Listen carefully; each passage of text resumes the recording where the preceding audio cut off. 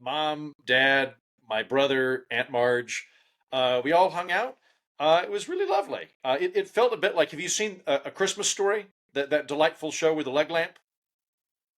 For 24 hours every single Yeah, Christmas. yeah. Goddamn, yes, I Yeah, can. it's on what, TNT or TBS? That is No. both. Yeah. No, I thought one of them did Elf. I Did was one of them watching drop Elf. on Christmas Eve. It was on both, so I don't know. I don't know if it's 24 hours on both, but it was easy to find this year for sure. We have become the Heaton. Bubba's family. We had four dogs present at our Christmas this year, so it was very active in terms of canine energy. But it was a lovely Christmas. How was yours? Good, quiet. It was. We were not traveling, so that was very, very exciting for me. And yeah, we didn't do anything. Oh, that We sounds got nice. we got some gifts. We didn't fly. It was amazing. It was awesome. I mean, like it was definitely. I forgot to get my mom presents. I found that out on Christmas Day. But other than that, it was good. What was weird is my mom does she puts a gift list out into the family, right? And so I went back in the history because I was like, all right, this is super weird. I'm almost positive that I picked things off the gift list. And indeed, in the family group chat where we were picking things for mom, we were drafting our gifts to my mom off the gift list. I picked what I was going to get. And then at some point took a wrong turn at Albuquerque and just forgot to hit the buy button on Amazon. But yeah, it was totally my fault. Jen? That's hilarious. We intended to have a Christmas like yours. We said we're not traveling this year. And then we did. So we ended up going to San Antonio. One of my cousin's wife's family is from San Antonio. So we knew we were going to the Spurs game last night with 30 people. And so we decided to go down on Christmas and hang out with them for Christmas too. And they had an Airbnb. There were like 30 people staying in the Airbnb. It was chaos. We played games and everyone was drinking, and I'm subsisting off of, cookies and tamales and just like so much good food. And then the Spurs game last night was so much Who fun. did they play? They played the Jazz. But it was more, we had 3 kids with us and they were all little Spurs fans, and it was their first Spurs game. Oh. They were so excited. Like, we have videos of them chanting defense with like all their hearts and souls. And it was just so much fun to see these kids be so excited. And I just love that stadium. That's a great stadium. It's a bad stadium. Have you been? A haunted stadium. I don't care if it's haunted. They had good terrible. Mexican food. Oh, terrible. See, I'm They more inclined to intentionally go to a left- haunted stadium. That sounds fun to me. If it's haunted, No, they then, intentionally greater left the chances I'll heat show on up. in a finals game and cramped up LeBron James. It could have been Oh. another championship for the Miami Heat if it weren't for the villainous, diabolical San Antonio Well, Spurs. if anyone should be able to take the heat, it is the Heat. So I don't really feel All right. bad for All right. them. No, well, then that makes your opinion irrelevant. Heaton, so you are up in Oklahoma. Have you had any down home family fun there? Very much so. My mom got my dad a rotating Scrabble board for Christmas, and so yesterday evening, Mom, Dad, and I played Scrabble. First time I think any of us have played it in 15 years, but it was nice, wholesome moment that we did. My brother's having a birthday this evening as we're recording this, so I'm going to join him and a bunch of people from his high school class that seemed ages away from me 20 years ago and are now my contemporaries. Mhm. We're all going to go bowling, and then I'll drive back tomorrow. But it's been a lovely trip. I got to see my college roommate Christmas Eve. I drove over to see Evan and his partner Ryan and their kids, and I love their kids, and I'm very intent on always bribing them with gifts, and I'll show up and be like, now, last time you said I was your parents' coolest friend. Is this still the case? And they're like, yeah, give us the presents, and I'm like, just so we all know where we stand. Here you go. Here are your Yeah. presents. I think bribing A children little tit for tat, a bribe. yeah, little tit for tat. And I think it's important for kids to see adults debase themselves as emotionally needy. It's important for kids to understand that is a phenomenon adults have, and they find it very funny. I find, like, when I'm like, but you think I'm cool, right? Like, little kids find that funny because they're not used to having any emotional authority over random adults. But I'm willing to completely, ruin my credential as an adult to get a laugh from a child. It is not yet sad. It is just Yeah, funny. exactly. It's just funny. Right now, it's funny. Lots of nice moments that I had this Christmas. It's been a really good time.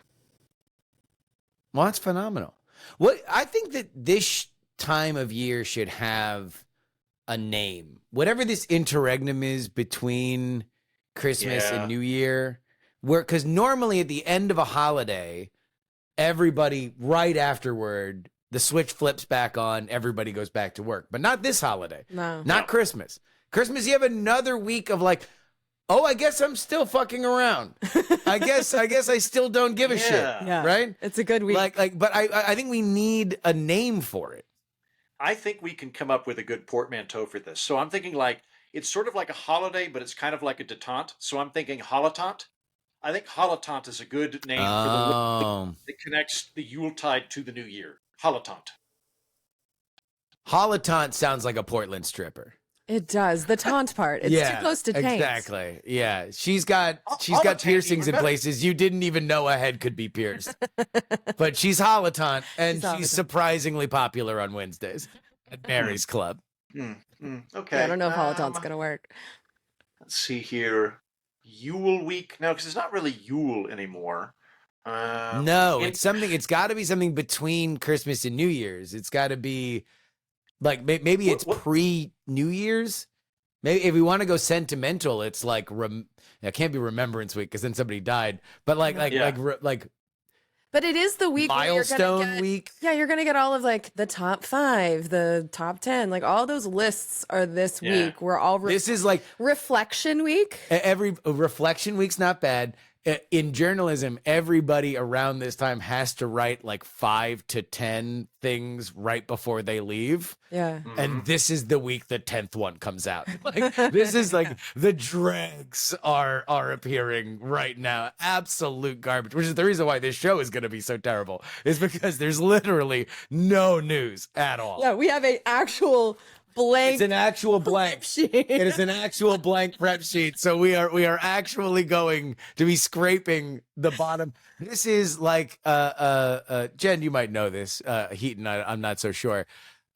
When you find out you're out of weed, and so you just scrape the resin out of all of your pipes and then smoke that one weird resin bowl. That's what this episode of We're Not Wrong is going to be. Yeah, my dad's going to be very happy to hear that I know exactly what you're talking about.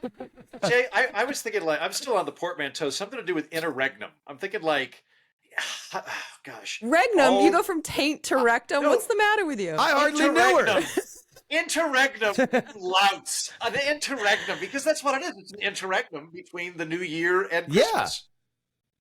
Yeah. Nope, too close to rectum. Can't do it. There we go. Okay, well, we could find it. The 26th is Boxing Day. The 27th is Kwanzaa. I feel like maybe there's like another holiday in between the stretch where we just all agree we celebrate St. Cuthbert week or like the Hindu festival. I don't know. Maybe we could find like some other thing. We're like, yep, but it becomes like you're saying elevate elevate a bottom tier holiday, like one of those holidays that are essentially the bag of cereal at the lowest part of the shopping aisle, and we're just going to elevate it. I don't want to take a holiday and give us more work. What I want to do is associate that holiday with putting your feet up on the couch. That's what I want. So I want like, it's St. Cuthbert week. Well, that's when you just kind of phone it in. All right, here's the easy one, and we could get a video from Joe Biden by the end of the week on this. Just mental health week, something like that. Like that self-care week. You could see Joe Biden in that weird. He does these videos where I swear to God, they should all be titled the same thing. That was the best take? Yeah. Really? But he does these videos like this week we recognize Self-Help Week. Get some help. And then it just cuts like halfway through him talking, and it's all done really well because there's a bunch of film school hipsters that work in the White House, so they all look great. But God help me if they gave him more than one take, because they are all horrendous. He would be the perfect president to start this because he needs a nap. Yeah. At his age, I think he needs a week-long nap. There we go.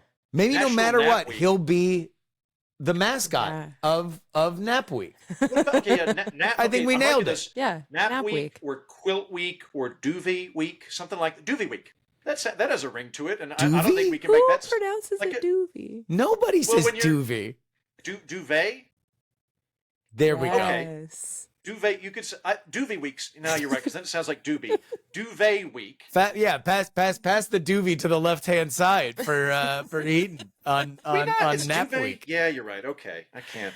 Duvet, it's Definitely French, duvet. right? Yeah, I think that's right. Yeah, okay. Duvet week. Yeah. Le week duvet. From Oklahoma I'm Andrew Heaton. You're going first. and from Austin, Texas. Jen Briney. And I'm Justin Robert Young, and we're not wrong on this edition of the program. Folks, we ain't got nothing. We're shooting the breeze. We're going back in time, and we're revisiting some of the topics that we talked about throughout this year. And I think this is going to be a going fun through one. your emails. I think it's a good idea as well. I do too. I think it's. I'm excited for this. Heaton, you want to know what? We're going to give you the first draw. Okay. Go ahead and just give us a date. How do we even know this what we year. talked about? I will know. I have all of our March- topics. Oh, you're the best March producer. 8th. I don't know why March 8th keeps popping into my brain. I don't know if there's any significance to that date, but March 8th is what leapt into my head. So whatever the It's nearest Justin's episode birthday is week. to that. 8th. Oh, you want to know what? Heaton, you get the first prize because indeed we did a show on March 8th. Wow. Okay. All right. Great. All right. And our topics were, and we'll include the Patreons as well, Mhm. the DC crime bill. Oh, I forgot that happened. Do you remember the DC crime bill, Heaton? I remember talking about it. I do not remember the details very well. For the first time in 30 years, Congress is on the verge of voting to overturn a law approved by Washington, D.C. City Council. The law passed by the City Council last year updated D.C.'s criminal code, much of which has not been changed for more than a century. And although the D.C. City Council chair has since tried to withdraw the law from congressional consideration, the Senate intends to move forward with a disapproval vote since the House has already held one. The code updates were controversial, reducing jail time for some violent crimes, and Republicans in the House have seen an opportunity to make vulnerable Democrats take a vote supporting a relaxation in penalties amongst rising crime worries. That was that topic. The other right. Okay. Yeah.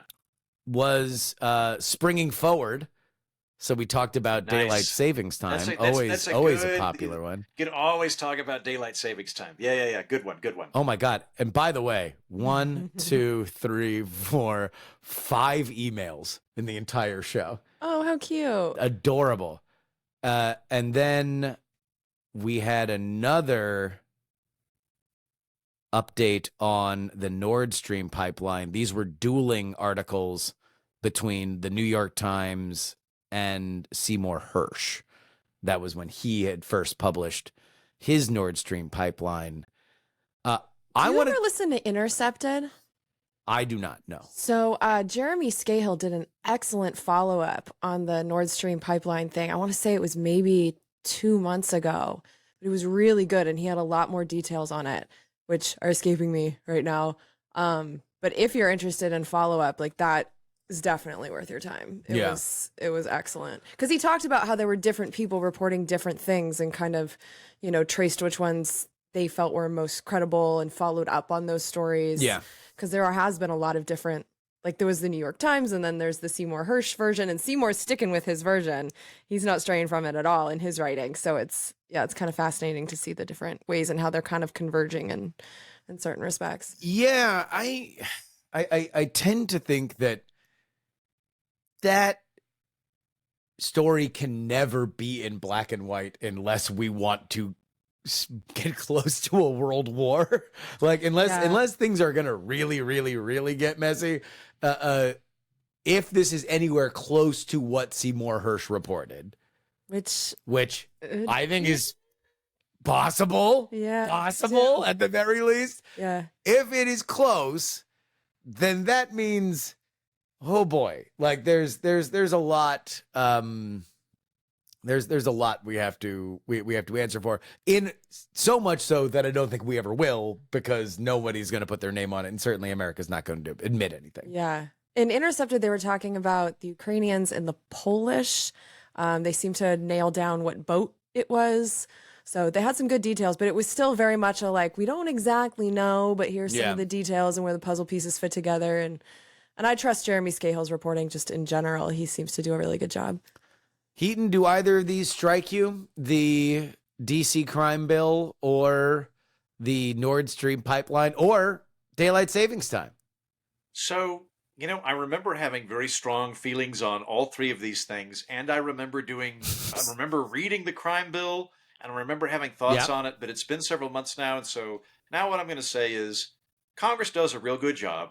It's the people's house, and they are, I think most people would agree, doing a good job of solving the nation's problems. So if they've come up with a position on the DC crime bill, it's probably coming from a good place.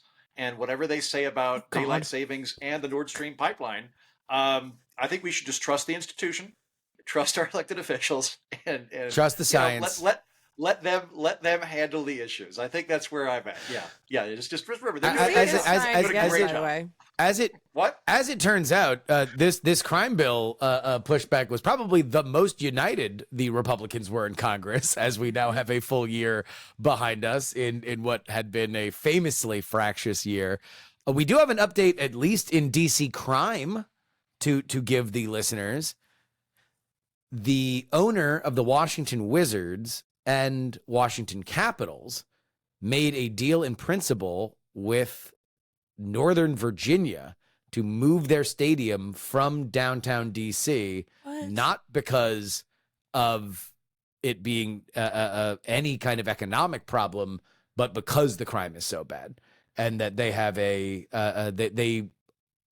according to the owner, there is a issue with people getting robbed so frequently outside of their stadium that they do not feel that DC is the place for them. And so there was an announcement agreed in principle with Glenn Youngkin, the governor of Virginia, about 3 weeks ago. But isn't that stadium right next to there's a baseball stadium and a basketball stadium right next to each other, right?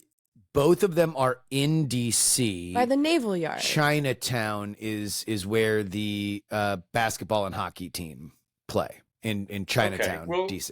Okay, because I stayed next to the baseball stadium and it was great. Here's one. Heaton. If they're going to relocate the stadium to Northern Virginia, ask all the criminals to use the old stadium. That way we can at least keep them in one location. That seems like a good thing to do. Yeah. Second, when the basketball players and footballers are off duty, give them guns. That way you got more people that can deal with a crime. So just kind of it's hockey players, so a lot of the times they'll use their fists. If you're a hockey player, you're automatically deputized as an assistant sheriff in Washington, D.C. Well, here's the issue, though. Hockey players, largely Canadians, they wouldn't know what to do with a gun if they gave them instructions. The ones that would know how to use a gun are the Russians, but they usually go back to Russia in the summer. So that's going to be an issue. There was apparently, and I don't know whether or not this was a rumor, but it was something that I saw, that apparently around that area there was a problem with people setting up fake valet stands.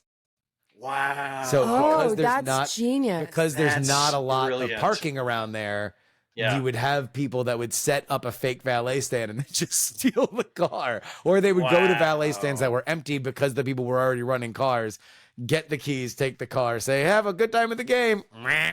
I can't remember where it was, but there was a guy that was doing this for like 20 years where he was using an empty lot and was just charging people to park. And even the people that worked in the city and all the cops, like they assumed that he had the right to do this and he never did. And he just like pocketed all the cash. Wow. He's my favorite person. Yeah. Wow. It was just an empty lot. He's like, I'm just going to charge. There's a G.K. This went on for like Chesterton decades. story where some criminal mastermind Moriarty type character opens up a milkman business, and all he does is hire criminals to go to somebody's house that already has milk and walk across the street to give it to the people that use theirs. Like that kind of thing. That's some out of the box criminal thinking. Yeah. Out of the box criminals. Maybe that's a good theme. We should name our We're Not Wrong People of the Year, and I would like to submit Mastermind Criminals. mastermind criminals, outside of the box criminals. Those are my. I mean, George Santos has to be one of them. Opening. All right. Well, hey, look, maybe you can nominate anybody that you want. The Moriarty of the 21st century, George Santos, the absolute criminal mastermind of our millennium, George Santos. Yeah. Can I lob a question all right. at The you problem guys? is that the really good sure. criminals are the ones that get away with it, and we don't really know about them. So we can only have a discussion of the bad ones. Because if you're really, that's the thing about, like, whenever anybody talks about bad movies, it's like the worst movie is a movie made by somebody in film school or an 8-year-old who is shooting something on their iPhone and then posting it on the internet, right? Yeah. The idea of a bad movie is almost definitionally a mediocre movie that does something very annoying. Yeah, like, it 'cause has to be it's made. watchable or else nobody would even know about it because there wouldn't be the attention to it. Like, a bad movie is a good movie with a weird element to it. yeah, Um, I'd say that's true. I The wanted script had to throw- get by someone in order to get the money. Yeah. Heaton. I wanted to throw a question to you all, since we're doing a retrospective, and I do not remember the Yeah. details on these episodes that I once previously felt very strongly about, at least the ones that we just brought up. I wanted to say, are there any books that you read over the last year that really made an impact on you? Because that is stuff I remember. I remember like 3 books off the top of my head that I would recommend to anybody that were like mind-blowing to me. And I'm curious as if there's anything you all would recommend over the course of your last year that I might want to check out or readers might want to check out.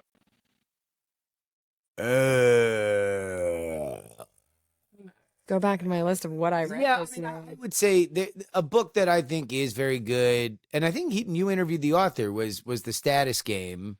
Yeah. I finally read that after a bunch of my By friends Will had talked Story. about it That's for a while. Phenomenal. That's one of the ones that leapt into my mind immediately. I would commend that book to people to check out. You will never see human interactions the same way again. All human interactions you look at for the rest of your life, you will have one more filter, and a kind of cynical but very good filter to look at things through. It makes so much stuff come into really. It also just, that book clarified so much for me, so much of the angry political bullshit that I see on social media. Like, it now makes sense to me, where I'm like, oh, okay, I get what's happening here, and I can cognitively process it a little bit easier. But that was a phenomenal book, the Status Game by Will Story.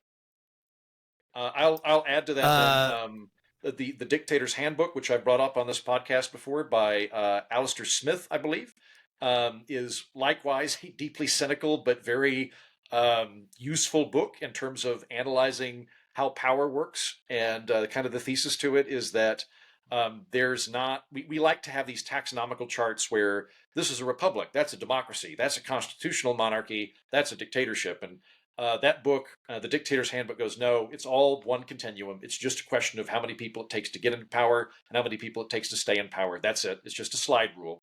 And he makes a very convincing case for it. And it was truly a unique way to look at how power structures work that I found very, very interesting.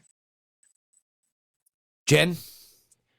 I have to say The Big Ones by Lucy Jones. So anyone who's from California will know who Lucy Jones is, because for my entire childhood, she was the seismologist that every time we had a big earthquake would come on the television in Southern California and tell you, like, this is how big it was. This was the epicenter. Like, she's really famous in California.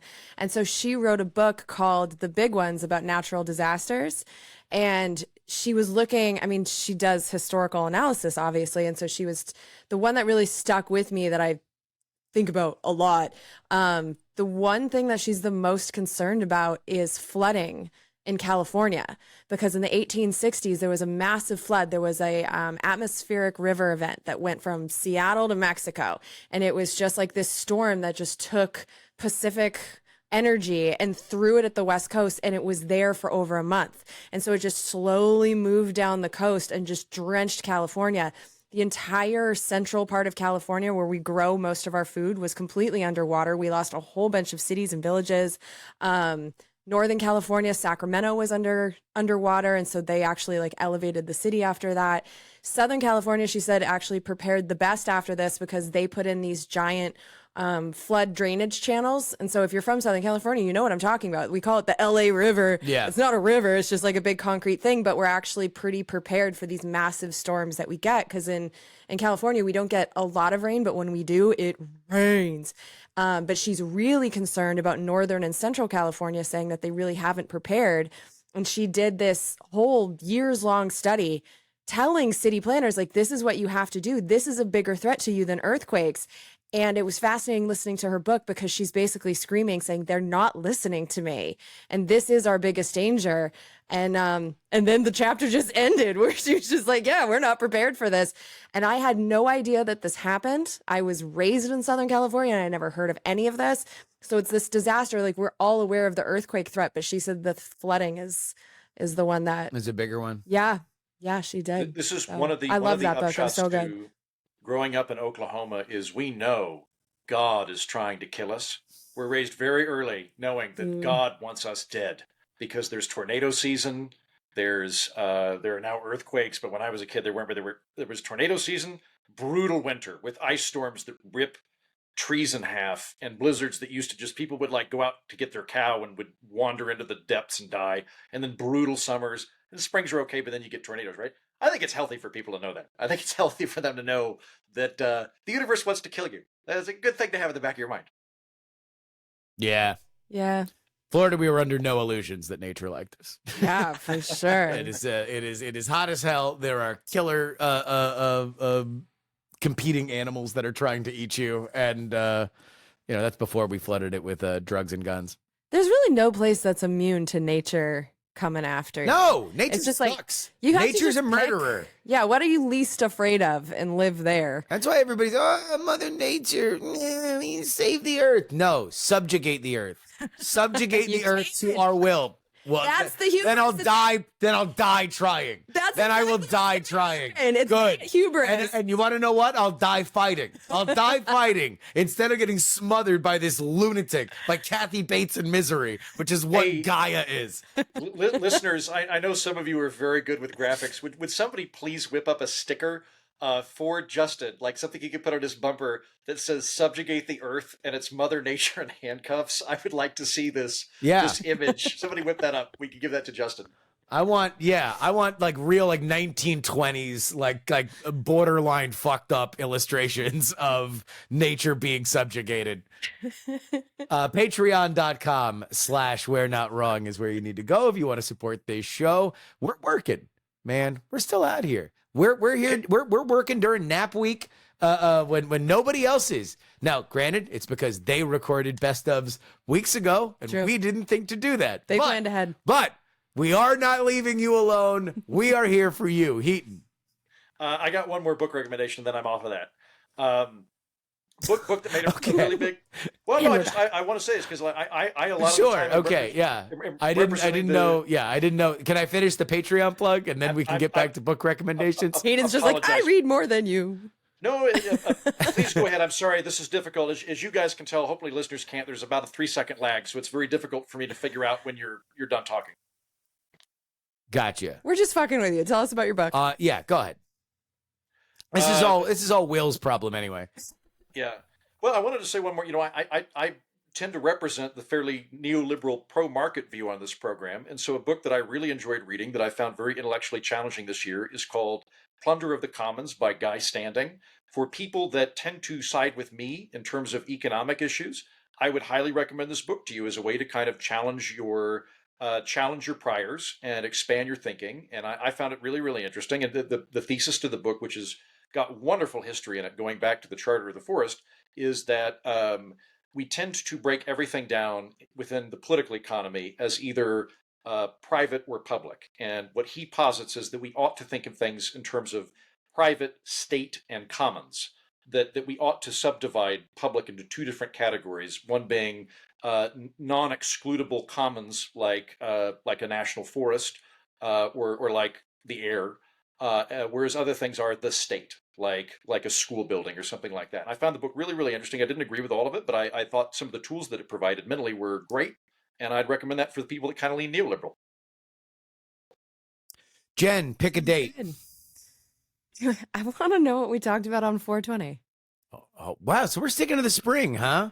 Well, I mean, we don't want to go back a month ago because nothing's changed. Oh, Yeah. no, that's always the most challenging ones. It's when you go back to last month and you realize you've forgotten all the stories that we already talked about. No, I was that person in high school where I was really good at taking the test. I remember I did a anatomy test where we had to memorize every bone in the body. And Yeah. so my friend Lindsay and I, we made songs about it. Like we had it all down. And I took the test. I got a 100% on it. And then if you had asked me 20 minutes after the test to name any of the bones in the body, it was all gone. It's like I keep the information, and once it's out and I don't need it anymore, it's gone. It's gone. It's Yeah. over. It's so funny because I wound up talking about this on my PX3 recap episode as well. But our number one story on the April 19th episode was the Thug Shaker Central Pentagon leaks. Jack Teixeira, the junior ranking U.S. National Guard airman arrested for leaking classified U.S. intelligence documents related to the Ukraine war on a private Discord server called Thug Shaker Central.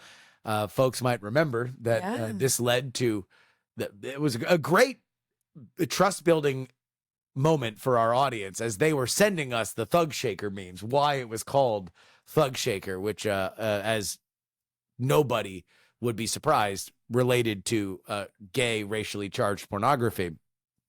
But Teixeira was a 21-year-old airman arrested for leaking the documents that concern the war in Ukraine and was probably one of, in hindsight, the first time that we got leaks from the Pentagon, or a sense from the Pentagon that the war was not on this very fluid footing that the Biden administration was very much putting out there, that it was just one more round of weapons and they were going to run Russia back out, into the field. There was already a sense, because of these leaks, that things were not going fantastic. But on PX3, in my year in review with Kevin Ryan, I connected this to other stories that we talked about just last week on the program, the Senate sex tapes, because this was yet another example of people jeopardizing their real world jobs for online clout. Yeah. To delight virtual friends, they put themselves in at least two of the cases. Jack Teixeira is in jail right now, but we don't know. We still won't say the man's name, but he's being investigated by the police to see whether or not he did anything illegal. With see if he owes Amy video. Klobuchar a chair. He at least owes her some dry cleaning, and then maybe a couple bottles of Scotch Guard. Yeah, but yeah, like that was where I took it. Was like that was a trend this year that we saw people, young, promising individuals in their field, say, I'd rather delight, educate, titillate my virtual friends at the expense of people that I have to look in the whites of their eyes every single day. Do you think they just didn't think of the consequences, or they knew and took the risk anyway? Like, that's a book in and of itself, of even where that line is. What do you think, Heaton? I think in all of those instances, there's been a fair amount of stupidity, and it's difficult for me to really, I can't get in the head of the guy that filmed it. Like the recent sex tape in the Senate, I can get doing it. I wouldn't have done it, but I get it. Well, the guy filming it was doing it. Right. And that's, it was just the two of them in the room, right? It's the filming it. In the words of Jack Teixeira, he was a rear admiral. Nice. Nice. Like what you did there. But I do. To your point, no, Justin, sorry. Go ahead. I do think it's a really, really interesting phenomenon, and it might be generational as well, where like I have withdrawn from social media to a great extent these last 6 years, like kind of jumped into it with everybody else, was in college when I got Facebook, and then went, oh, I'm going to use this as little as I have to. I don't care for this. And so I've kind of withdrawn from it. And but I think there's a lot of people for whom it is a much more real thing, and in many ways good, because like we all kind of live in the cloud to some extent, and like I've got friends all over the world, so I don't mean to like demonize being socially active on social media, but the idea of like clout being that high for what strikes me as an imaginary thing to the point where it could, get you thrown in jail is a really interesting phenomenon. And I wonder what that's going to look like 10 years from now. Well, I mean, younger people really do value the likes that they get and the hearts on their Instagram stories. And I think more than our generation ever did. I don't think we quite understand the importance that they put on online clout. And I say that as someone who's doing this for a living. But I have but we do it for money. Yeah, I mean, it's a different thing for us. But there's it's so interwoven into their social circles. Like even their three-dimensional friendships continue after they go home online in a way that it kind of did for us early adopters. Like I had AOL, so I had like chat rooms with some of my AIM, yeah. ASL. I was Gen 326. I was Mr. Funk 02. Mr. Funk. That's amazing. But yeah, so it's like we had chat rooms, but we weren't sharing pictures all the time. We weren't constantly talking in the way that these kids do. So it's kind of fascinating to see how important I want to draw a line here that I don't think this was about social media. And I think there's a big important difference between what we understand as social media, which is by and large a broadcast platform. Twitter, Facebook, Instagram, that kind of stuff is broadcast primarily. In all three of these cases, it was a Discord server, a very large group chat chain where you can't imagine that everybody and the dozens of people that are in there know each other particularly well, and Snapchat. Those were the three platforms for which you build communities. You are sharing and talking to each other constantly, and there is an element of faux privacy. And also, you got to understand that everything on the internet is something that can get out, especially when it is something illicit or explosive, like we saw with Teixeira and with everything else. What I find fascinating is that the erosion of the fear that somebody that I work with, even if they're not my best friend in the world, even if my best friend is online primarily, that I'm not scared of that person so much so that I'm going to hit the publish button. That Jack Teixeira wasn't scared of the consequences of people physically and wound up doing it. Even if he's stupid. Stupid people get scared too. Same with kind of a distinction without a difference though, because I know that I'm in some pretty big group chats. I use Signal for it. But we're still trading memes. We're still talking as a group. Yeah. I think it's still social media. It's just a different kind. Like I know that Discord, you can have the smaller groups, but it's the same thing. You're projecting, you're trying to be cool to a group, whether it's 20 people or 2 people or 2,000 people. It's still trying to be cool. I don't think that it was a coincidence that these three incidents that we're talking about happened on those platforms and not Twitter and Instagram and Facebook, that would be looked at more like public whistleblowing or leaking. Heaton. I'm thinking that this almost loops back into the status game that we were talking about earlier, or at least like to go back a little bit, Jen, to your comment that younger people are very, like the hearts that they get on Instagram and things like that are much more important to them than they are to us. We're also playing different games.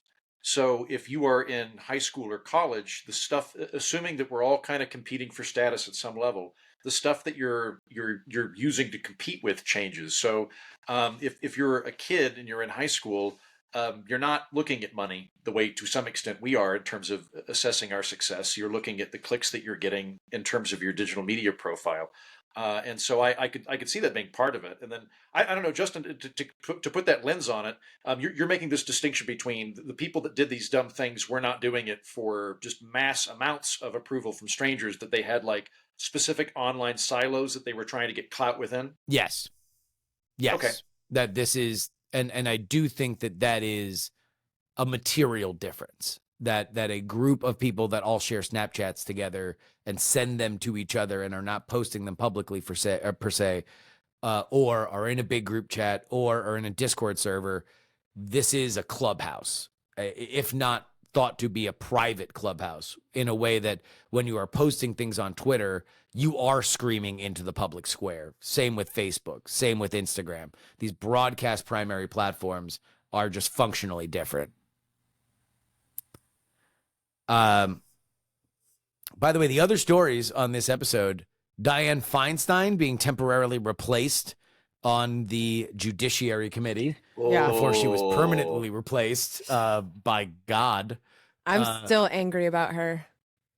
I And still then- think it's so fucked up she stayed in office. I think it's fucked up that people around her kept her in office. It's one of the things I'm most angry about. I mean, this Congress has been so bad, but just leaving Pretty her in cynical. power is just Pretty cynical when it wasn't, the plan didn't even work. yeah. The plan, allegedly reported by Politico, was the Pelosi machine didn't want Newsom to name somebody that wasn't Adam Schiff to the temporary spot. Let's be real. They didn't want Barbara Lee.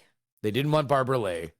And They wanted to keep the respected black woman who voted against the authorization for military force. She was the only one with the foresight to do that in 2001. She was the only one who voted for peace. They wanted to keep her out of the seat so that Adam Schiff, that sniveling, lying weasel, can become our next senator.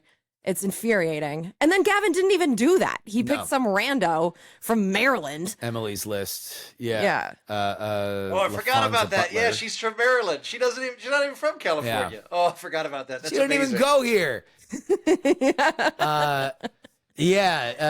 So and she did not run, or is not running, although it looks like in the polls. It says Schiff is ahead, but And it has turned materially since the war in Gaza. He has that is where the different candidates have taken very, very starkly different positions, and Schiff has been very pro-Israel, and that has tracked to his rise in the polls. I'm gonna pick one. Yeah, how about what was our Patreon, though, for the 420 episode? Oh, Patreon was the Porn. recession. Nearly 7 in 10 adults had a negative view of the economy. And that's something that really hasn't changed all that much, despite the fact that, like in that story, the indicators aren't bad. And yet everybody thinks that things suck, largely because of inflation, is my opinion. I mean, every time I go to the grocery store and I spend $300 for two people, I'm just like, how did this just happen? I'm makes you buying angry. fruit. Yeah, it makes me so mad. Gas and groceries. The reason why is because you are just kicked in the balls so much more often than if, interest rates are up and you're like, oh, okay, well, maybe I shouldn't buy a house this year. Like or maybe I shouldn't lease a car this year or something like that. That's when you think about interest rates. You think about gas and groceries once a week for both, Yeah. right? For most Americans. How are my grapes $15? No, yeah, it just makes me mad. I shouldn't look at the receipts, but I can't be the only one who is. Well, here's something All fun to right. think Well, about. What date know are how, you like, picking? when you're looking at you're looking at your retirement and you're like, oh, compound interest. If you put in 2% of your income into your savings every year, it's not just 2%. It magnifies over time and it builds on itself. And compound interest is the most powerful force in the world. All that stuff. It works the other way, where if you're devaluing the currency by 2% every year, it's not that it drops by 2% per year. That builds on itself. And so, me born in 1984, I believe the dollar has lost 50% of its value since I was born. That's crazy. So, hope you don't have money sitting in a bank, folks, because that inflation is going to eat away at it and force you to put it Damn in the straight. stock market, which is part of the reason we have so much speculation in the stock market, because it's the only sane thing you can do. Yeah, it's true. You have to gamble to have a chance of winning. Or Mhm. you can just ride one of the trains in our intro banter segment from our episode on September 13th, which noted that 100% of sampled services on TriMet light rails tested positive for low levels of meth. People are riding these trains, not high on cocaine. No. Smoking meth. As well as low levels of fentanyl. Trains. I was Exactly. so angry about trains this morning as I went from San Antonio, which is one of Texas's main cities, to the capital of Texas today. And I'm driving on this freeway where if you include these weird frontage roads that they have here in Texas, it's 20 miles across. It's so much land. And if you had taken two of them, you could easily have a train going from a major city to the capital city. And I could have used that 2 hours to do literally anything. Take a nap, read the prep sheet. But no, I had to sit there holding the steering wheel, trying not to die because everyone here drives gigantic trucks and drives like maniacs. It was a very stressful morning and I just wanted a fucking train. Even if it has meth all over it, I would take the meth, but it doesn't exist. 100%. They pitched a perfect Love it. meth game. Like that's. I mean, like, come on, not one car left unsmoked. Where do you even find meth? It's like the one drug where I wouldn't even know where to look. You don't. I don't know the right people. Yeah. Or the wrong people. Hang out. Well, I'll tell you what. You, as somebody in your former life, as a drinker, especially a dead end drinker toward the end of the night, you start asking the right questions. You'll get the right answers. Everybody hanging out at the end of the night, they're gonna know a guy. 2:30 a.m. Don't worry.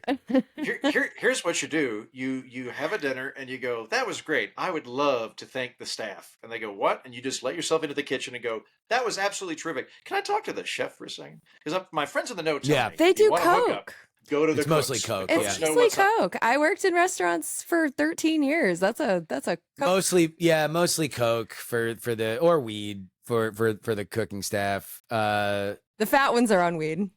Meth. Oh no, there was a bartender when I used to live in Hoboken that I was positive was on meth because he had kind of the scars, like the weird like scabby things like on his hand, which you get when you smoke too much meth, and he would adjust the volume on the music playing probably once or twice a minute, like just minusculely. Just Gotta get it right. Meep, meep, Oh, Meh. weird. meep, meep, just going back and forth and back and forth and back and forth. That would make me insane. You would never know. You would have no idea that he changed it. I was just because I would sit at the bar and I would talk to him because he poured a really nice Guinness. He's a nice guy. The stories we talked about on this episode were the unions, the hot union summer that we had with the Hollywood strikes and UAW, and then Enrico Terrio of the Proud Boys being sentenced for his role in January 6th. Terrio got 22 years in prison. Yeah. And I think we were all on the side of it's a bit much. It's a bit excessive. 22 years when he wasn't in DC, that he Yeah. left DC and was just talking to people on group chats. Yeah. That one still sits with me wrong. I mean, a lot of the sentences for the January 6 idiots are quite Look, severe. I don't want to get, all Newsmax here, but there are some that are still sitting without trials. Really? Well, so I think so. Bree is reporting on this pretty much every day. He has a section in his newsletter where he's talking about the arrests and what the sentences are. And I think they're making their way through it. It's just there were hundreds of people and they still had to find them. So I think it feels like this is going on for a long time, but they're still arresting people. They're still going through the videos and catching them. And so I don't think there's a lot. I don't know of anybody that's just been sitting there since 2021. But what is really, Trying to teach him a lesson. but that I don't like. I don't either. Like, just hit him with, look, if your face was on the thing and you were in wherever, assign a penalty per room that you entered. And then, boom, it should be like getting an order at McDonald's. You were a January 6th person, you walked in, or you broke a window. We have you on video breaking a window. Yeah. You walked into a certain an room. idea. That's not great. There's a difference between breaking something in the Capitol and just being there. And the charges that the people just like walking in are getting, those are the ones that upset me the most because I don't think they did any I would have walked in. harm. I would have walked in. Heaton. I think the deal should be if you didn't cause physical damage or you didn't, injure somebody, but you were just there and you were effectively trespassing, that for one day over the next year, your congressman gets to fuck up stuff in your house. You have to let your congressman into your house. Yep. Fair's fair. The congressman comes by Yeah. and he's like, I'm going to put my feet on the fucking coffee table. And they're like, we don't do that. And he's like, fuck you. Or she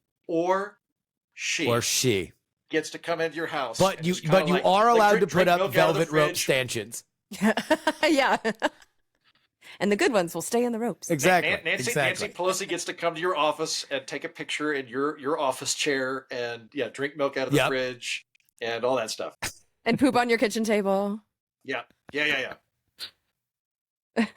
Our AI story. Many AI stories. I reflexively called the Patreon story an AI story. It was not an AI story. This Born in AI in Patreon is just like Justin's happy place. because I know a moves the numbers. This is what people are into. Am I going to lose my job? Can I jerk off? These are base human instincts that they want our opinions on. Songs that stir the GOP primary soul.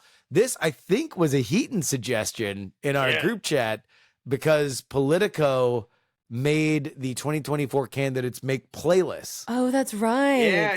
We judged the ones them. that surprised me were who was the like Craigslist Mike Pence out of Arkansas? What was that guy's name? Asa Hutchinson.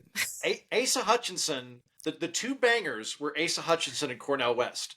Where like I went through their playlists and I was like, fuck. Looks like I would love to go to karaoke with Asa Hutchinson and Cornel West. They had really good taste in music, both of them. And then like Nikki Haley, who I like more than most of the other Republicans that are there, minus some warmongery tendencies. I was like, these are awful. These are just like it's like she had like a polling group select.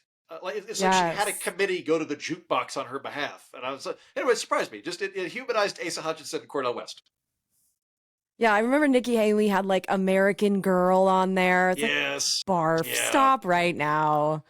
Gosh. All right, here. I'll look it up. Like mid-level I'll look it up. CDC stuff. Yeah, just being like, I'm so patriotic that All I right, listen to Nikki American Haley. Girl in the car. Nikki Haley's playlist. I Love Rock and Roll by Joan Jett. All really? Right by Darius Rucker. I Want You to Want Me by Cheap Trick. That's a little on the nose. She's a Beauty by The Tubes. She wishes. Cruel Summer by Bananarama. That should have been DeSantis's. We Got the Beat by The Go-Go's. Photograph by Def Leppard. Call Me by Blondie. Peace Train by Cat Stevens. Take What You Want. Train for Nikki Haley. No fucking way. Although, Take Cat What You Stevens Want, is Post great. That's Malone the first featuring one I Ozzy liked. Osbourne. Take Me to Church, Hosier.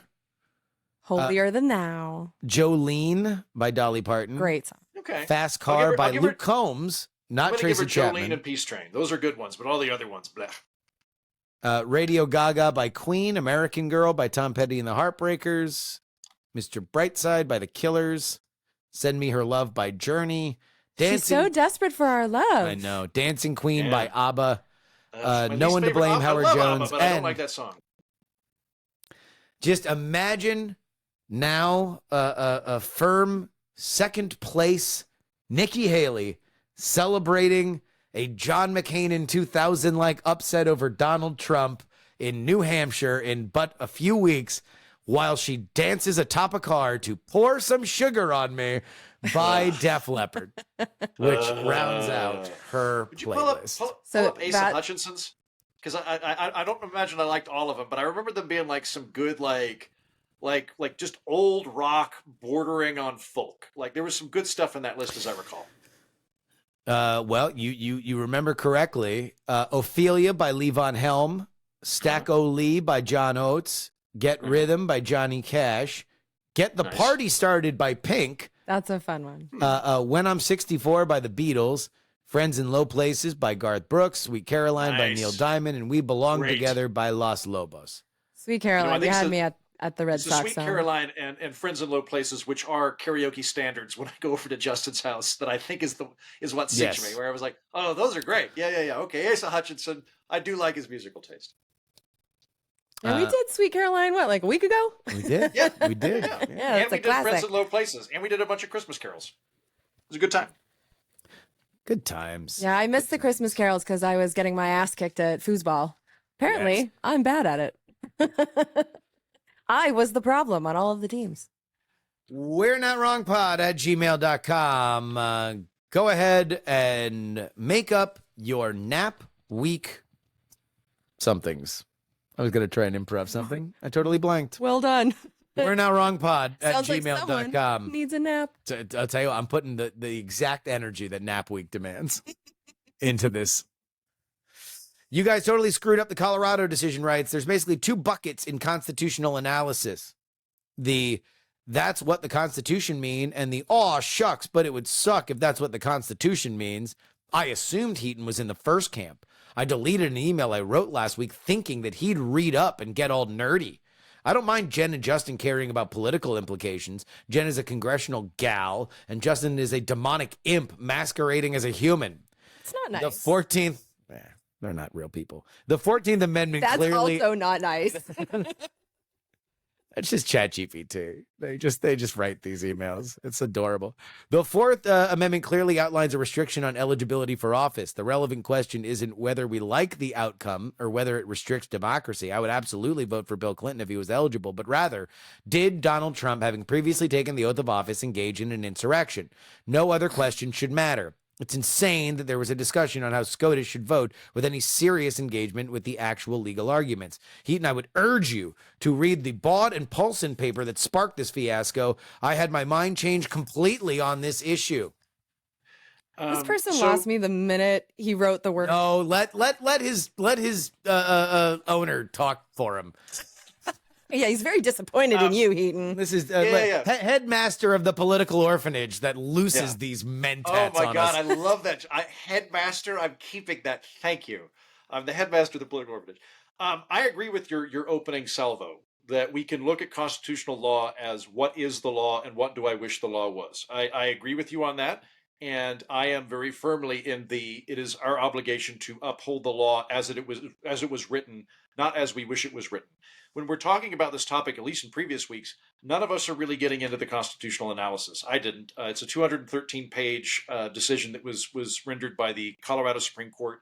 I have not had time to do it because I was working on my Christmas special, which is exactly what I should have been working on. So possible that I would change my mind. It's a complicated. I think the constitutional analysis is very complicated because we're talking about self-enacting provisions of Congress. We're talking about the relevant bodies that have the power to restrict things. So is it only Congress because Congress is the one that's brought up in terms of Congress can do this unless it decides not to? Is it also state courts? I think that there's a fair amount of complexity going in there. And so before I can say definitively they made a good call or a bad call in terms of constitutional analysis, you are correct. I need to read that decision and probably the underlying amicus brief that was filed that instigated it. Having not done that, all three people that you're listening to on this program talked philosophically about it, about what are the philosophical ramifications of that. And as far as that goes, I stand by it. I think philosophically, I don't want the judiciary restricting the amount of options available to democracy, particularly when that's the problem we have with Donald Trump. I might turn around in terms of the actual constitutional take on it when I have time, but I haven't. So far, we're talking philosophically, and I think our philosophy was pretty good. Yes, the following question. Did Donald Trump, having previously taken the oath of office, engage in an insurrection? No, slapdick, he didn't. Let's move on. Thank you. Like, if that is, and look, Jen and I disagree on exactly how corrosive and evil the January 6th legal machinations were.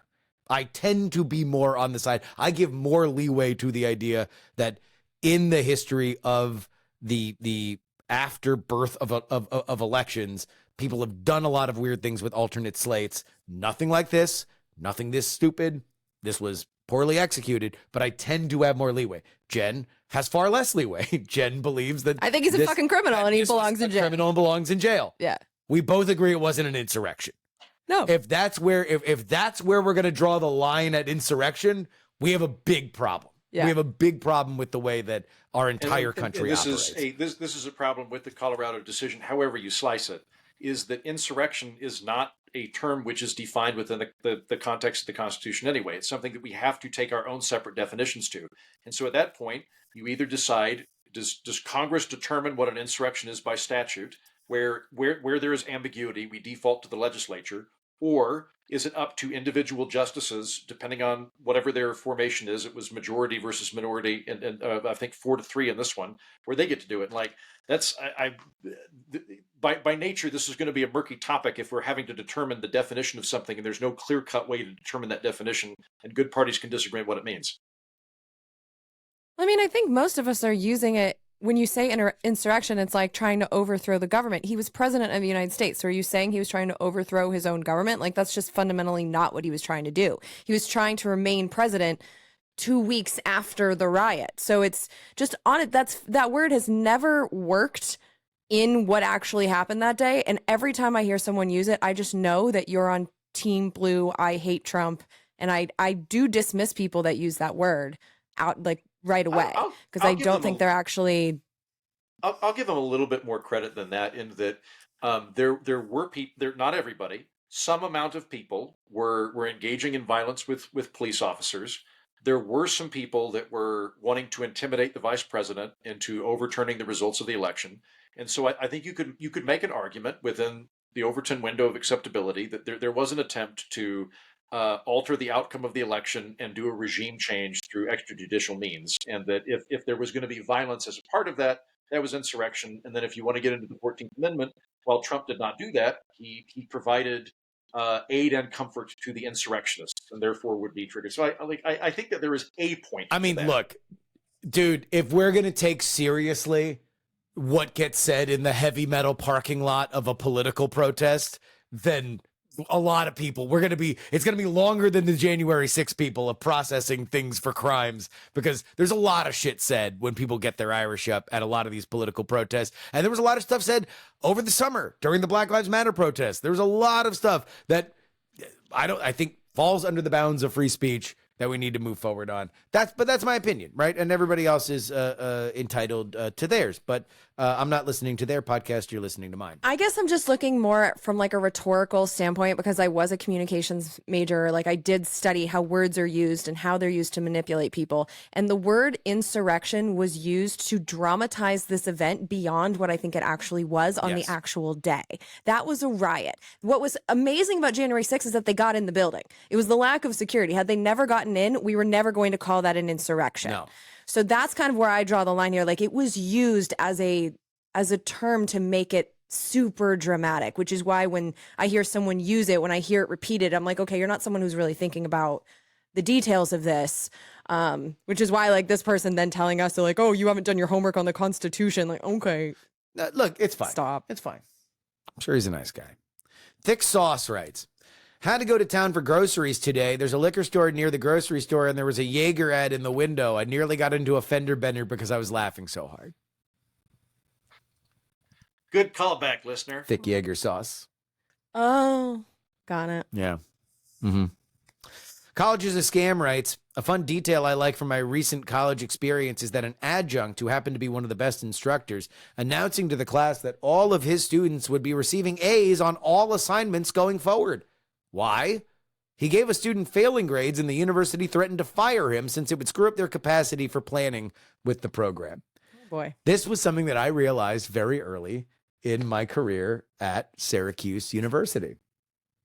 That as a private institution, it was in no one's interest to fail me as long as I went to all the classes.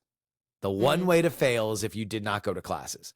But as long as you went to all the classes, you could do terribly. And you would almost always have a chance to get back up to a C by the end of your semester. I had one class that I did wound up, this guy was a stickler. He was an asshole. It was a Middle Eastern Studies class. It was at 8:30 in the morning. At the time, I had somebody yell at me because the last time I went on my rant last week, I said that I learned everything that I learned from a parallel institution to Syracuse. It was the Daily Orange, the oldest independent student newspaper in America. I love the Daily Orange. I feel like I talk about it enough, but I got shit from my friends to be like, say Daily Orange, what do you mean a parallel institution? Anyway, I'm working there and I'm up late because we got to put out a fucking paper every goddamn day. You know, the job I was there to educate myself and become better at. And this guy would lock his door at 8:30. So if you were in a minute after 8:30, you couldn't get in and you couldn't get credit for the class. And this is more my fault. Sometimes I'd fall asleep and he would humiliate people for, dozing off or whatever. So I have a failing grade and I go to see him in like the final weeks where you have to know like, okay, where's my grade right now? What do I need on the take-home final and the essay to pass? And he's like, you have an F. There's almost no way that you can get to a passing grade. And I'm like, okay, but theoretically, what if I like got 100 on both? And he's like, maybe depending on the curve, you could get a C. So the take-home is the take-home. You just Google it. I don't know if you knew that Google existed. But the essay, I got to make sure that this guy likes my essay.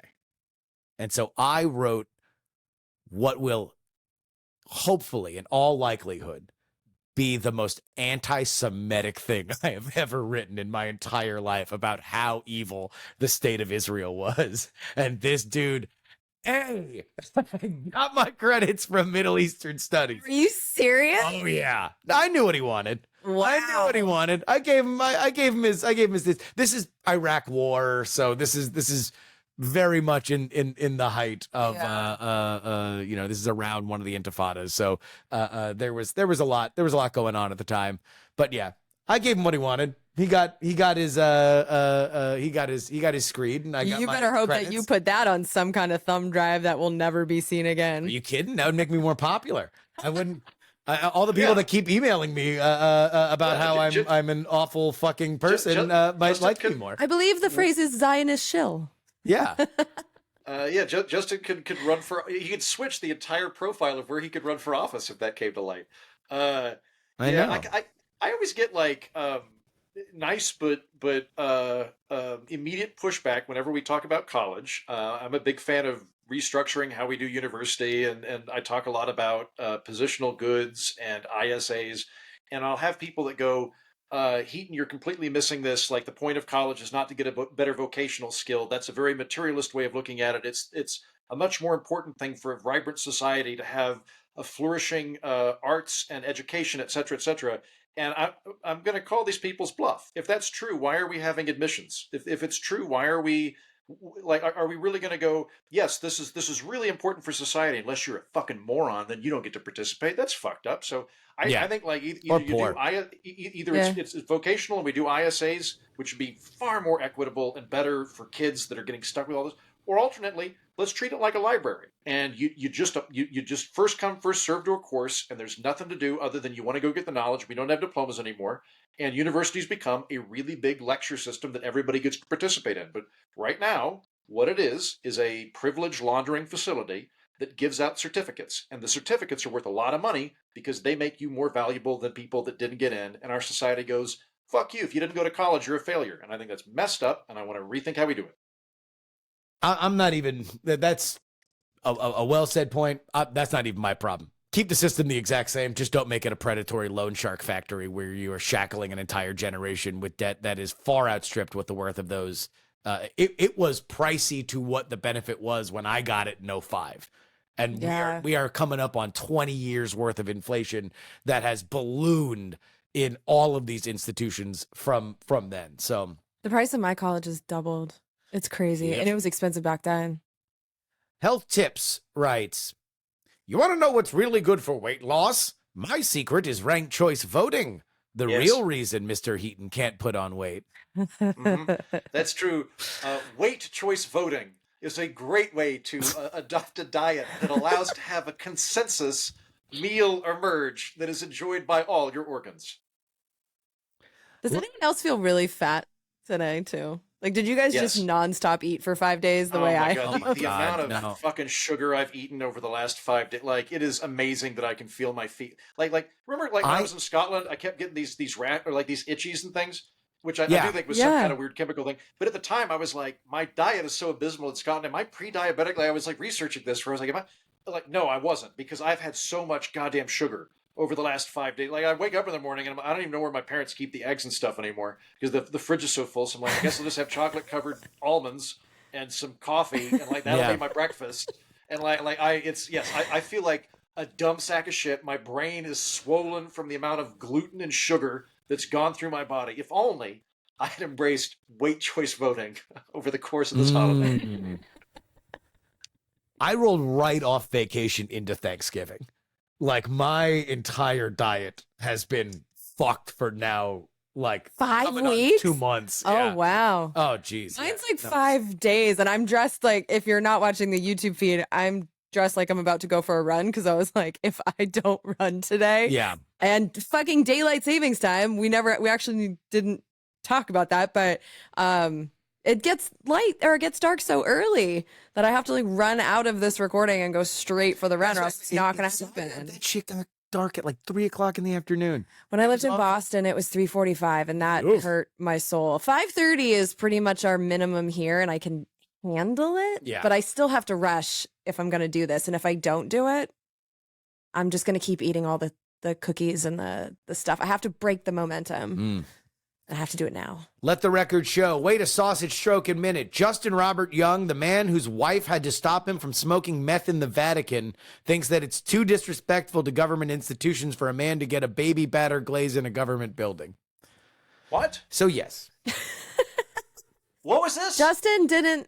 I He found it inappropriate. I wanted to smoke crack or meth in the Vatican. Because we were going to the Vatican, and I thought it'd be really cool. It'd be the best party story of all time to say that I smoked crack or meth at the Vatican. If anyone's telling drug stories, I don't care how dark it got for them. They don't got as good a story as that. Yeah. My wife did not like the idea. She was not as charmed by this, and so it didn't happen. But again, dear listener, my point is, if all transgressive things are super cool and we're all hipsters smoking cigarettes behind school talking about how everything should be legal and cool, then nothing's transgressive.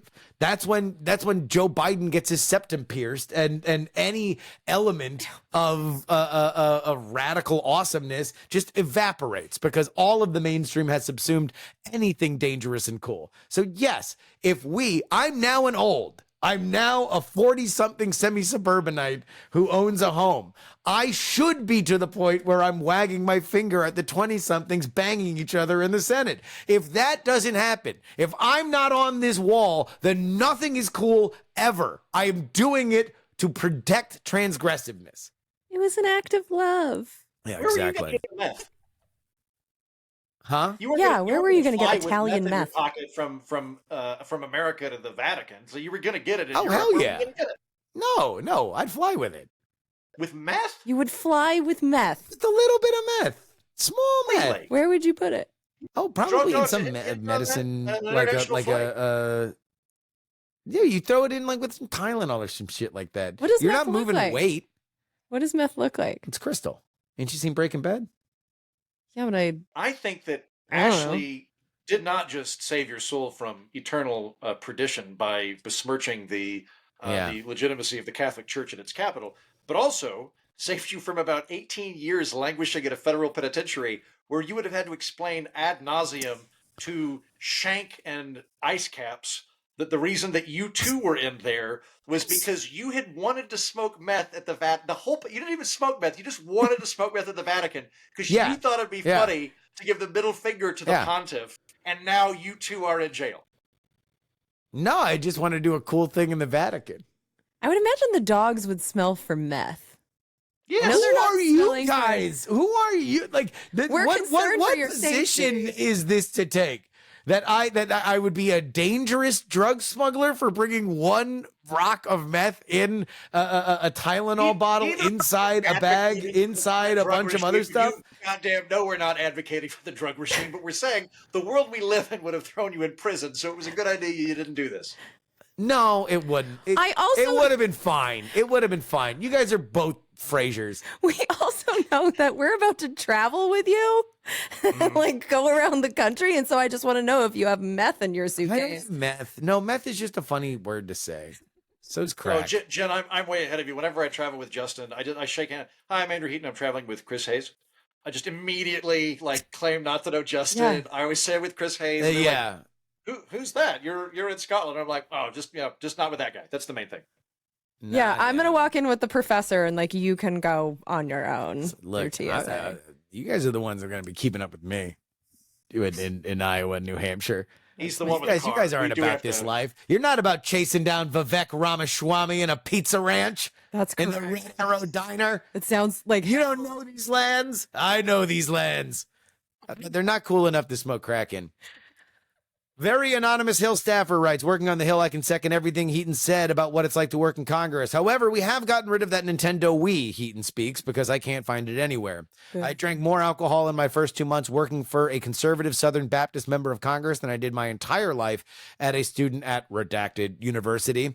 And I've had more, quote unquote, intimate relations with staffers just of the other party alone in my first year on the Hill than I had with anyone in all of grad school.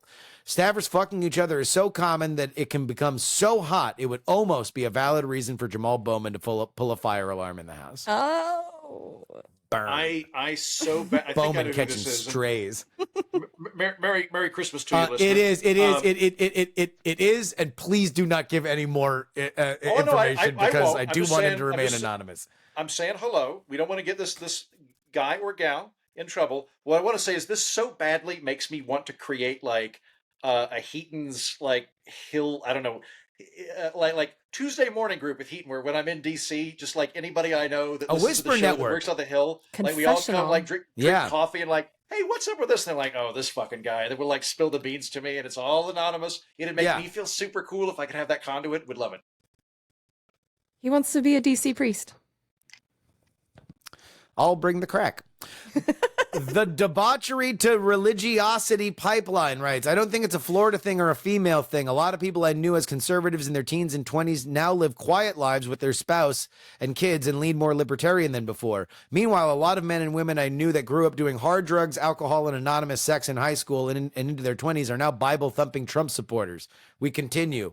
The Florida ho to holy pipeline is real, writes. As a 28-year-old man in Central Florida, the party wild girl to right-wing pipeline is so real. I grew up in Central Florida, and all the party girls in high school and college have almost to a T become right-wing moms. I think it has to do with they mainly go to get a 2-year nursing degree, and that kicks off the change, and a lot of them have married cops as well.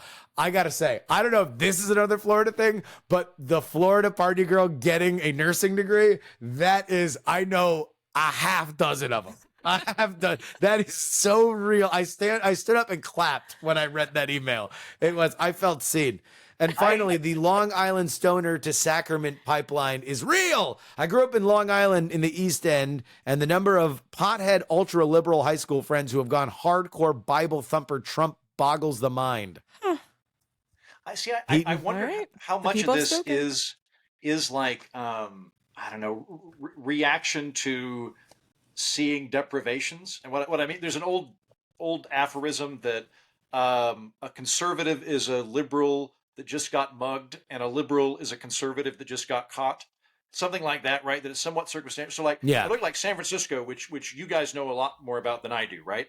But my inclinations from where I'm at, and I had a very tepid, I didn't drink any alcohol in high school. I did no drugs, drank in college, no drugs, like a fairly like tepid approach to substances throughout my 20s and 30s. So like my inclination is to be like, well, we could decriminalize this and treat it as a medical problem. But I'm told by people that live in San Francisco, they're like, no, we tried your thing, Heaton, and it fucked up, and it's really bad, and we need to be like there's, open den heroin, blah, blah, blah, blah, blah, blah. And I'm like, I don't know. I wonder if maybe the people that like actually do the hardcore drugs come out the other side and are like, no, we need to be Baptists. Whereas like the people like me that are like, arm's length away from it are like, I think people can handle heroin a little bit. I don't know. I wonder if the people that are really, really hardcore partiers come out the other side and go, no more partying. Whereas the people that are like, tepid partiers like me are like, maybe a bit more partying. Trump supporters party. Oh yeah. Yeah. I don't think that because you're a Trump supporter, you're like, no.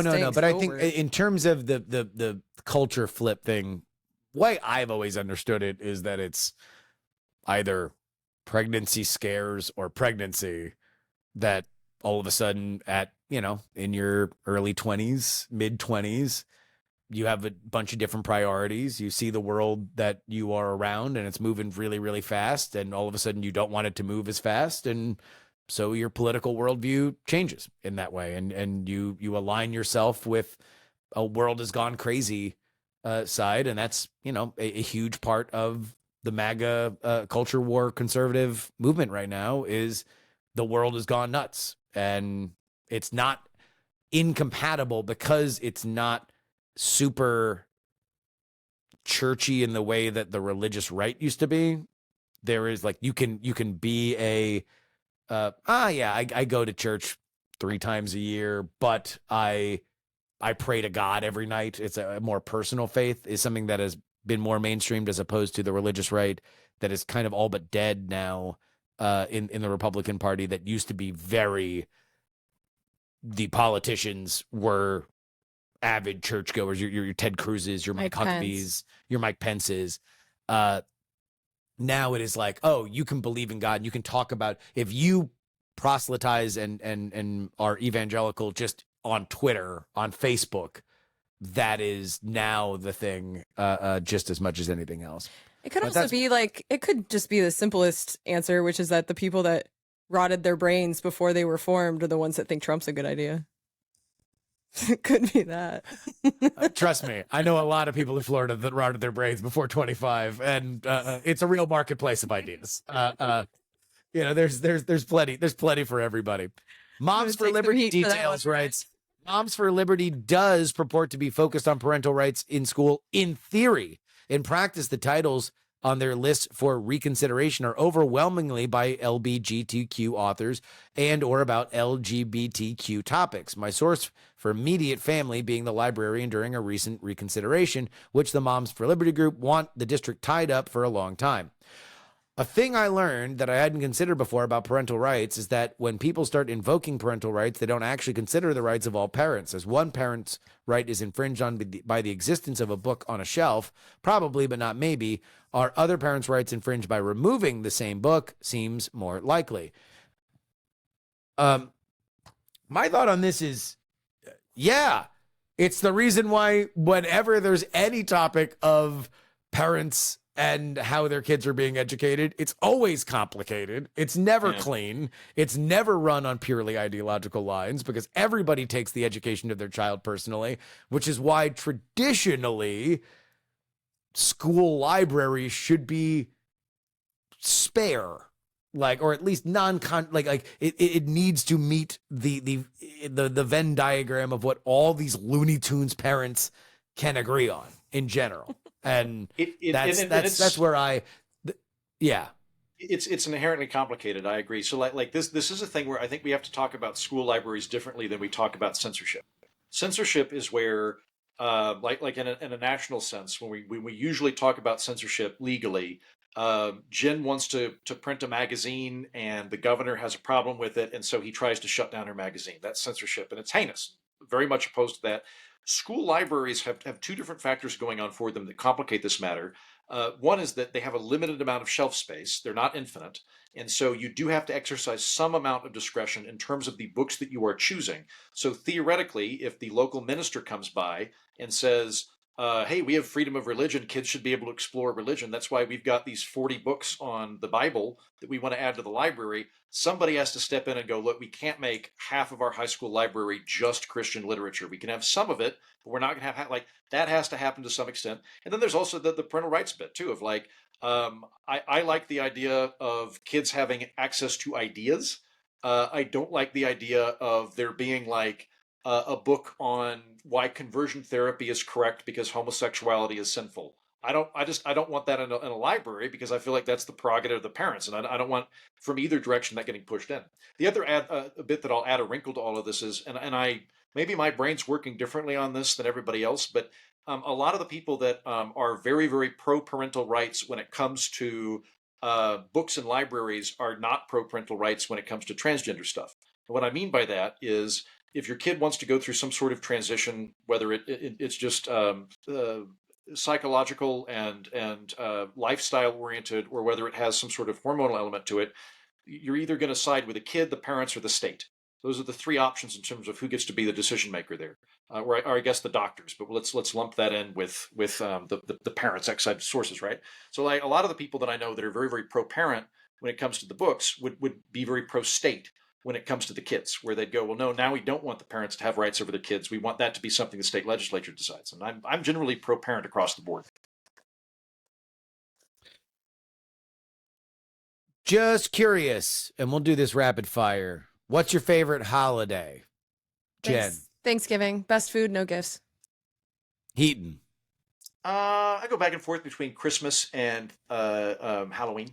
Halloween less so the last few years, but I really enjoyed Halloween in my 20s and 30s. But maybe Christmas now. Thanksgiving, football and food. I like both those things. Yeah, forgot about the football. It's a lot of fun. Go Big Ten. Although now football is like every holiday. It's Like there was also, like, 3 every games. day. Yeah, it's like 3 games on Thank Christmas. God. Nuts. I Yeah. enjoyed it, but we're now up to Thursday, Saturday, Sunday, and Monday. Like, I liked being a football fan because it was 2 days max. Yeah. What are we doing here? I still think the name of the fan base, so we can fit in more football. 8 days a week called football. the 8th day football. Yep. Call it I think Heisman that Day. the name of the Heisman fan Day. base should be The Wrongdoers' Rights. More hats to you, fine people. Love the show, including these recurring bits. Justin Hart pivoting to shilling for the Patreon, no matter what's going on. The Andrew Eaton Sports Question of the Week. And whatever we're calling the Yankee Doodle Panther these days. And, of course, Heaton's random ass accidental idioms. More hats to you, Thank you. listener. More hats to you, sir. More hats to you. And finally, mad as hell and not going to take it anymore writes, Justin's claim that the news outlets, explicitly the broadcast television news, have always been profit motivated is simply not true. The news division, separate from the entertainment division, was typically seen as corporate prestige and not expected to be a revenue source of profits for the corporate parents of the TV broadcast. As proof that otherwise was seen as being fantastical and not what it used to be, the movie network had a news division with UBS get merged with the entertainment division with expected profit generation. In the fictional fourth network was the unbelievable premise that the broadcast news would be expected to turn a profit rather than be informative is a big change in the media landscape in the past 30 to 40 years. Dear listener, I don't think that what you're saying is what you think you're saying. Yes, it was not immediately tied to profit generation, and you might think that that specific change affects the product. I do not think that it materially affects the product in the way that I particularly care about it.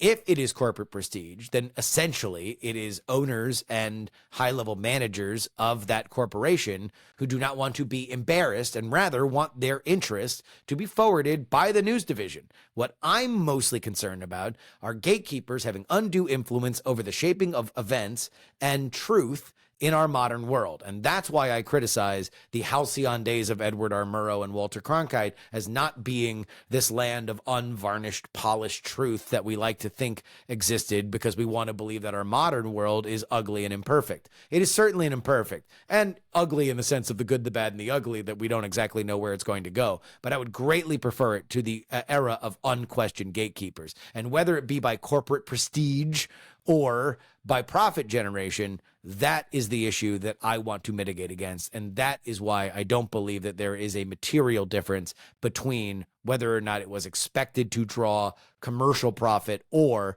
if it was just a bauble that was the hood ornament of a gigantic corporate machine that was already making so much money, it had less pressure on it. I actually really like this email, and I still disagree with you. I like the way that this was written. I think he very well verbalized what I think I was trying to say, but not as well.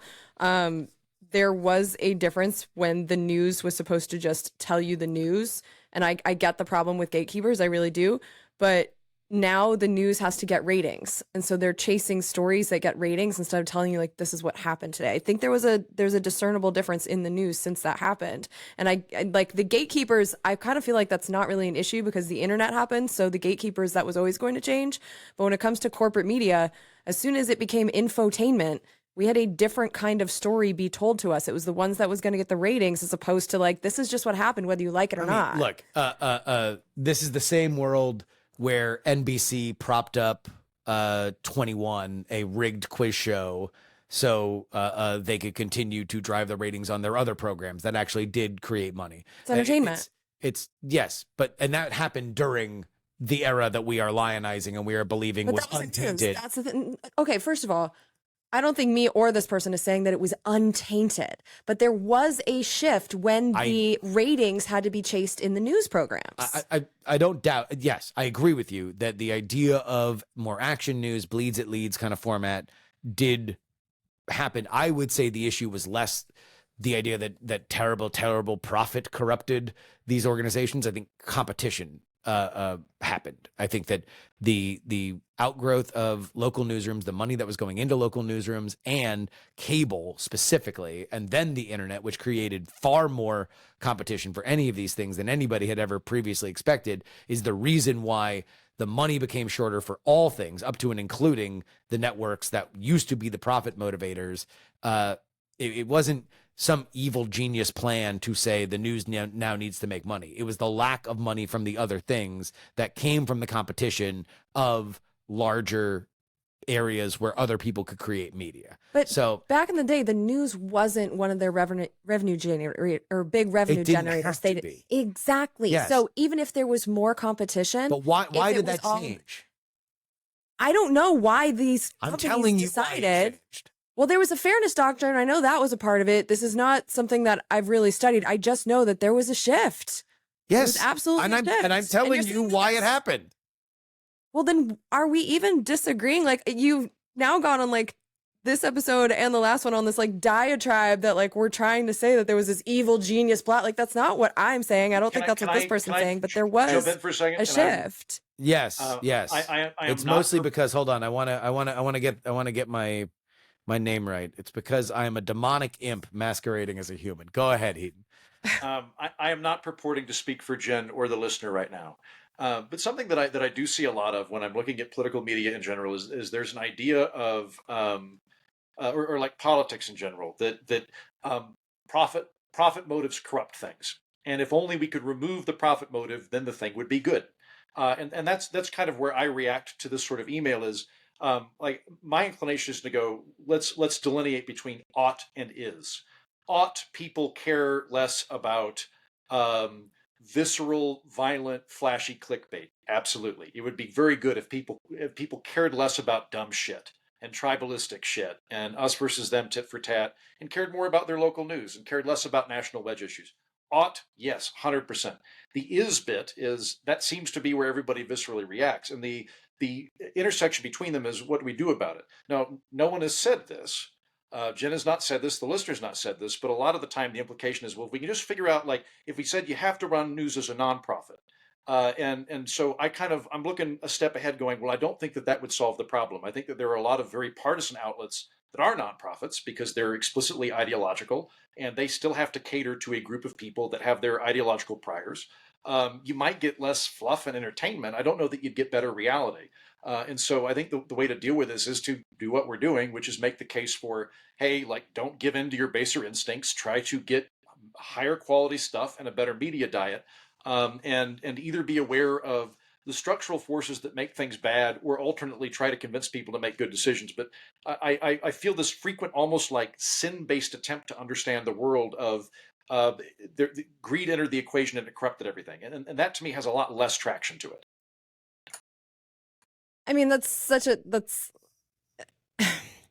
if you're giving the news chasing ratings, you're chasing the ratings because you're chasing ad dollars. So you're fundamentally, like, your mission is not to inform the public, it is to please the advertisers. And in order to please the advertisers, you need more eyeballs. And to get more eyeballs, you have to have these clickbaity stories. I do think it's a part of it. Did I say it was like the only part of it? No, but it is a part of it. And if we're going to talk about, like, you know, how the money affects it all, we also have to look at our local news, which has, like, Sinclair Broadcasting Corporation has gobbled up so many of our local stations that you're getting the same because they're not stories. profitable. They're very profitable. They had so much money, they were able to gobble up all these local stations, and our local news is no longer our local news. If they were profitable, then the other companies that were in that game would still be making money in that game. They sold out to the largest player because it's a declining industry. And Sinclair that's a part of the problem. Yeah, position, not because they wanted to make money. They wanted to take it and push an ideological agenda. Like they're looking to steer the direction of national discourse. But that's different than just wanting to rake in cash. You have to admit that when you are a monopoly business and you are buying businesses all over the country, whether it's for ideological reasons, which, like, you can't do that for ideological reasons if you haven't collected enough money to be able to buy local news stations all over the country. So you have to be trying to get money to even get that kind of power. Like, the money and the power go together. And so when you look at, like, our news... The money and the power, they go together. They just do. The bit where I get confused, it kind of take me to the next step though, because from where I'm at, it's like people are sinful, or businesses are sinful. Like, therefore, we should X. What is the X? I didn't say anyone was sinful. So I'm not making this a churchy thing. The thing that I said that set off this whole conversation is that there was a point here where we had news where it wasn't a ratings grabber. It wasn't for profit. It wasn't designed for the advertisers. It was just the news. And then it kind of got absorbed into the rest of the corporate structure that was designed to get as many eyeballs to please as many advertisers as they could. And it changed the nature of our news. I didn't say sin. I didn't say evil. I'm not making judgments on it. I'm saying that it happened. I agree that the news did materially change. My point is, Justin's talking. Yeah, my point is that it changed because they didn't need to chase ratings back when we were pretending that this was the good old days. It got all the ratings it had because there was nothing else on television. There were three choices, and so you made your choice amongst three things, and that was that. There was no expectation, there was no competition. There was just a gigantic pile of eyeballs that would watch this, and that would be that. As soon as people had choice, as soon as people had different places that they could go, then things changed materially. And do I think that money and profit motivations play a part in it? Of course, profit motivations play a part in everything. Okay. I think profit motivations played a part in the way that the news was back then because of the way that the gatekeepers decided to make things. My reflexive point is, and this is, you have correctly identified that I will say I am religious on this topic. I am religious in that I believe that we are at the greatest period of media that the world has ever known.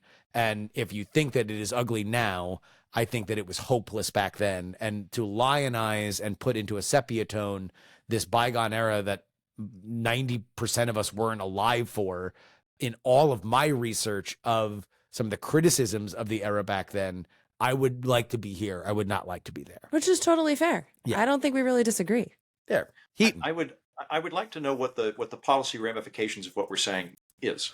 Andrew Yang, who I'm a very big fan of, talks in his book extensively about the atrophy of local journalism and how corrosive that's been to the democratic structure of our country, not the least of which is that people quit caring about things that directly affect them and they care about national wedge issues that are mostly bullshit.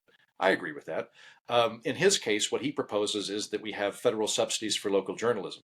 It's possible that what that would do is build out the local journalistic apparatus. It's also possible that it would actually rebalance the news a little bit because right now most of the news media is concentrated in 5 cities on the coast. It might actually get more conservatives and independents and libertarians in the middle. But I would also very much worry that were that to happen, and by the way, this is not something that Jen has supposed or that our listeners supposed. I'm just trying to think of like, okay, but what do we do about it? Like if it's federal subsidies to news, I think what you would see is the Koch brothers and all of the other people figure out how to get that money. And it would end up becoming a subsidy to ideological groups that want to push a political agenda like the Sinclair Group. And they would figure out how to get grants and things for people they like to come in. So that to me is already kind of a non-starter. Jen brought up the Fairness Doctrine. I brought up the Fairness Doctrine last time we discussed this topic.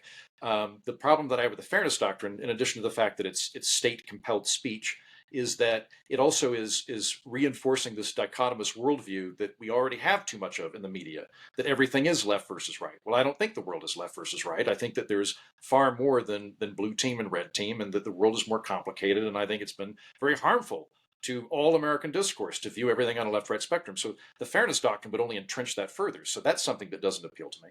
So it could be like, we try to make it easier from a tax perspective to give to local journalism groups or to start local journalism groups. I don't know, but I'm curious, and this is, if you guys have anything off the top of your head, I'm here for it. If people want to write in and Justin's okay with it, no, I guess this would violate the rule we have of writing into writing and writing. Some point in the future when we talk about this again, write to Heaton personally. Give your address out so people can write letters. If we're talking about the news used to be better and now it's low quality, like what do we do other than just try to convince ourselves as consumers of it to have a better media diet? Like what could we structurally change? Because I think it's already happening. Mm-hmm. It's already happening. I mean, our own shows, I think, are proof of this, that this is already happening. Like, we're not. We're the cure. I honestly believe this is true. Why? Yeah, I do know that there are people that, they're townies. They never want to go anywhere. They've become independent journalists in their own hometowns. My own hometown, the Irvine World News, still exists because my community has prioritized it. I do think we are now in a place where independent people can earn reputations based on their own work and don't need the corporate structure. And I know that I pay attention to the corporate news just to see like what the man wants me to know, but I don't necessarily take their spin on what is happening in the world all that seriously. As we know, I've chosen to read bills and laws to find out what's happening for myself. I watch hearings to find out what's happening for myself. I don't need their spin to tell me what the world is and like what's happening. So I think, when I look at the subscriptions that I pay every month, I'm paying individuals for their journalism. And I do have the New York Times and the Wall Street Journal. Like I do have some of those, but I also pay Matt Taibbi and Jeremy Scahill and Glenn Greenwald. And, I'm paying individuals. So we're seeing it happen. And when it comes to local news, I do think it's going to have to, and I include us in this, as you get more successful, some of these big players are going to try and buy you. And I think you got to say no. I think at some point there's a network that's going to come to us and we're going to have to say no. And you have to turn down the money in order to do the job you want to do, which is to present information without someone telling you what you can and cannot say. And I'm seeing that happen as well. So the internet, I think, is the solution to this. My complaint is specifically with corporate news, but we also know that Joe Rogan gets more listeners for each of his episodes than, CNN does. So it's already happening. And it's not really a negative. I'm just saying, like, when I say that the news changed, I'm just saying that it did. I'm not even putting like a good, bad, whatever. It's constantly going to change. But the fact that we're able to make the livings that we do gives me so much hope for our future. Yeah, it's great. You're making by the a way, Sinclair, historical. do not listen to her. Do not listen to her. There's a price here. We're Not Wrong is a production of Dog and Pony Show Audio. Our editor is Will Saddleberg. Jen, what you got? Nothing. Congressional dishes on hay. Nap week, baby. Yep, it's nap week. Heaton. I've tracked down and convinced David Brooks to come on The Political Orphanage. I've been reading him for a while. He's a columnist at the New York Times, and he recently wrote a book called How to Know Someone. He is very concerned with the sort of lack of being able to truly know people in modern society. And we talk about the political implications of that. In the first half, he thinks that the rise of Trump is directly related to this, that as people get lonely and alienated, they gravitate towards firebrand populist rhetoric, and that we're going to see more of that unless we get better at relationships. And then in the second half, we talk about things that you can do in your own personal life just to be better at conversation and get to know people and be vulnerable. So a nice chat with David Brooks about relationships on The Political Orphanage. Spoiler alert. He said to do meth with as many people as possible. Exactly. Yeah, it's weird how much he talked in about the Vatican. Yeah, he kicked it off. Like the Pope needs something else to go good for him. He talks to God. And he has a horse and carriage. Come on. I can smoke a quick rock in his house. It's fine. He'll survive. We were not worried about the Pope in this scenario. We were worried about the TSA. Yeah. TSA. Yeah. Oh, dude, I probably shouldn't say my opinion about how easy it is to smuggle things in the TSA. PX3. Oh, yeah. Kevin Ryan.